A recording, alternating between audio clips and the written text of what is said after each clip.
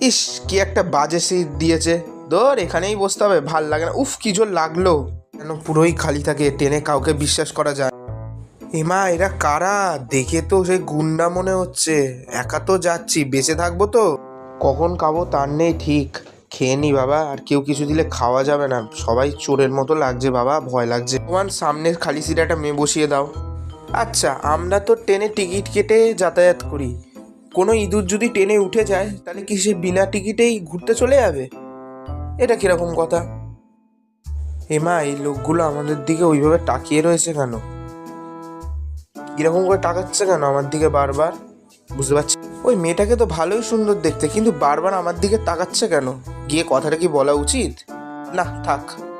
এটা 20 টাকার চা, এর থেকে তো আমাদের দোকানে বেশি দেয়। না, এইসব পড়াশোনা ছেড়ে দিয়ে আর কিছু হবে না। এই চা বেচার একটা স্টার্ট আপ খুলবো, লাভই লাভ, পড়ে আর কিছু হবে না। এ আবার তাকায় কেন আমার দিকে? ভগবান, তুমিও নিষ্ঠুর, সামনে একটা কাকুকে বসিয়ে দিলে। এই এই এই আমাকে কিডন্যাপ করে নিল, গেলাম আমি, বাই বাই।